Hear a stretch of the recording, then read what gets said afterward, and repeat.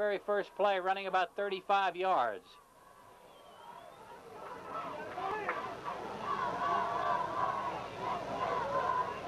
Edwards sets his team on the first down play. Long count. Gives the ball to Cranston up the middle. Cranston makes 3 or 4. Randy Jenkins in on the stop along with Bill Halleck. Down to about the 11 or 12 yard line. Burroughs will have to keep an eye on the clock now if they're going to score. The clock is still rolling. It's down to about 1:20.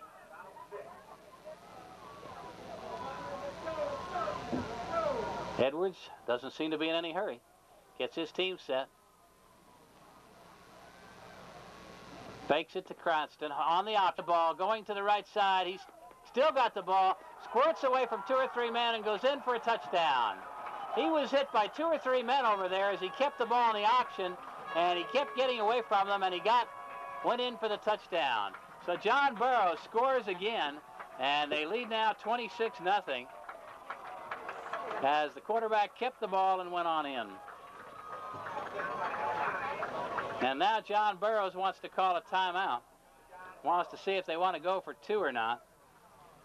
With 1 minute exactly left in the first half, the John Burroughs Bombers have gone out in front of the Warsaw Wildcats 26-7. And we have timeout on the field. Let's take a 30-second break and we'll be right back. This is Warsaw Wildcat football. To see it this afternoon, totally dominating them. They have just kept the ball and driven against them and just been able to move the ball just about every which way they've wanted to. And right now they are ahead 26-7, and they're going to go for the double extra point, see if they can move that score back up to 28. Edwards, the quarterback, looks things over. And he's going back to throw the ball. Whips it out here, and it is caught by Lockmuller. So Edwards to Lockmuller for the double extra point, and the score is 28-7 in favor of John Burroughs.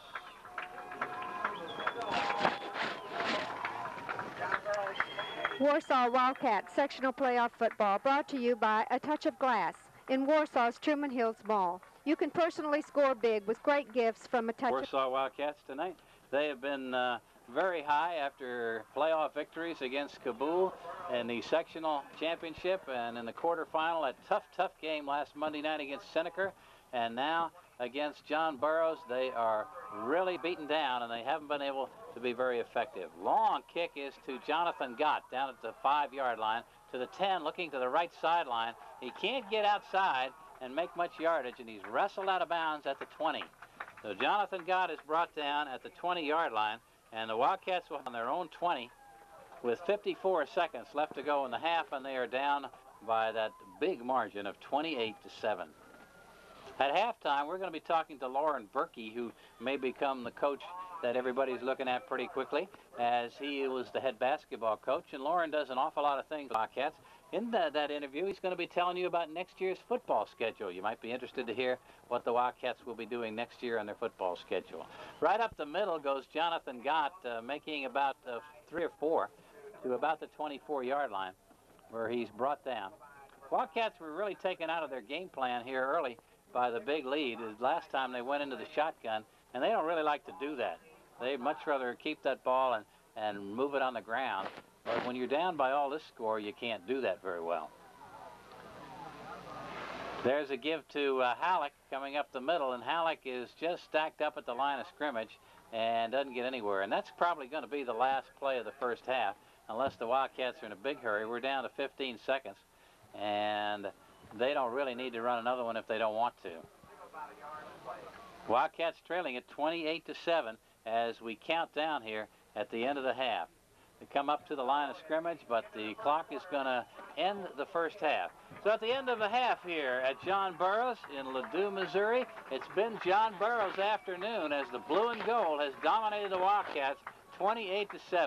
We'll take a 30-second break and be right back with a wrap-up of the first half. The John Burroughs School with John Burroughs leading Warsaw 28-7. At halftime, we have some statistics for you, and Warsaw fans, they are not very good statistics. Show you how much John Burroughs has dominated this game.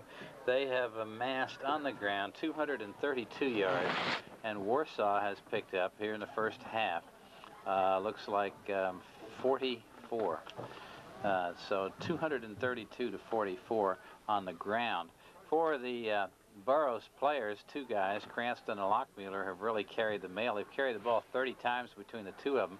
Cranston for 17 carries, 121 yards, and Lockmuller 13, 100 yards. That's a good afternoon's work, not half an afternoon's work. And so these guys could conceivably, if they kept up the same pace, both of them could break the 200-yard mark, which is practically unheard of. Edwards has thrown 3 passes, completed 2, had 1 intercepted, and 1 went for a touchdown.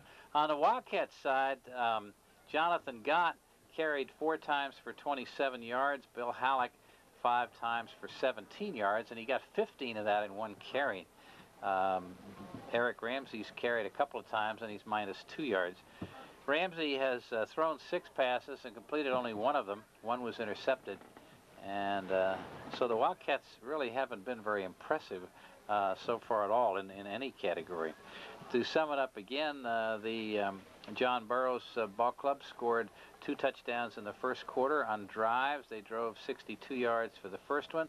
The second time they drove 31 yards following a Warsaw turnover, and they had a 14-0 lead at the end of the first quarter. Wildcats got back in it after Mike Schockman intercepted a ball on the John Burroughs 40, ran it back to the John Burroughs 15, and then Jonathan Gott scored the Wildcats' only touchdown from 7 yards out, and that was at the 9-minute mark of the second quarter.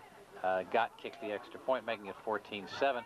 John Burroughs came right back and added 2 more touchdowns before the half was over, with 1 touchdown coming at the 2:49 mark. Lockmuller running it in from 8 yards out following a 70-yard drive downfield.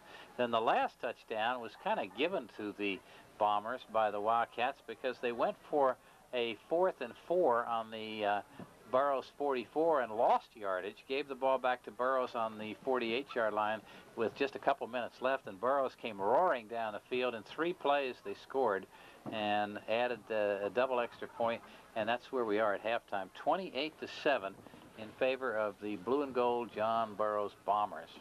I'd take an opportunity here to thank a lot of people who have worked with us during the year. Mention some debate along the line about having private schools and the public schools play each other. Sometimes there's a feeling on the part of public school coaches that the competition's not fair. Private schools are not limited to one geographic area. John Burroughs can take anybody in the St. Louis area who can get here and go to school. They are not limited to so many miles this way and so many miles that way. It's the same with every private school in the state. They can bring kids who are good players in, and there are scholarships available in some cases. I don't know what Burroughs' program is, but sometimes the public school coaches feel like it's really not completely fair. A short nubbing kick by Ramsey is picked up on the far side by Lockmuller, and Lockmuller spins his way back up to around the 34-yard line before he's brought down, and we're underway in the second half. Warsaw Wildcats are trailing the John Burroughs Bombers at halftime as we get here into the third quarter by the score of 28-7. There's going to be a turnaround. It's going to have to start pretty soon. John Burroughs will get underway just about at their own 30-yard line after Ramsey's short kick.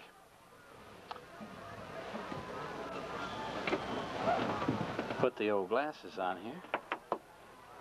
Nice field here. It's a little bit worn. There's not much grass in the middle, but it's well located and lots of good seating for people. And I'm sure they play most of their games during the day. Cranston, the ball carrier that time, didn't make much, just a couple before he ran into Randy Jenkins, and Jenkins wrapped him up. Give him about a 2-yard gain. He's just up there shy of the 35-yard line. That's 34-yard line. It'll be second down. About 8 yards to go.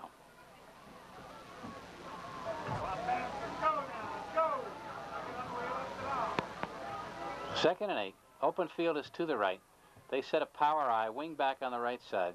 Edwards, the quarterback. Pitches back out to Lockmuller. Lockmuller cutting in, and very nice play back there by Boo Foreman, who fought off his blocker and then dropped down and got his man. Sean Grubb came in and wrapped him up for good, but it was Foreman who fought off the blocker, spun off the man, dropped down, grabbed an ankle as it was going by, and kept Lockmuller from really getting underway. But the guy can make yardage anyway, and he picked up a couple. The ball's up to around the 32-yard line, and it'll be third down, still around 5 yards to go for the Bombers. Just underway in the third quarter. John Burroughs leading Warsaw 28-7. Wide man out on the left side. Edwards is going to go back to throw. Instead, it's a draw, and Lockmuller has running room on the draw. Goes on the left side, still on his feet, going down the field. He may go all the way, and finally he's brought down from behind on the Warsaw inside the 20-yard line. Lockmuller on the draw, found lots of running room on the left, just scooted down. He was finally pulled down from behind by Gary Jones down around the 20-yard line. Run about 40 yards on the play for Lockmuller, who had 100 yards at halftime, so he'll probably get over 200 the way he's going. Ramsey and Jones brought him down from behind, and they spot the ball right at the 20-yard line.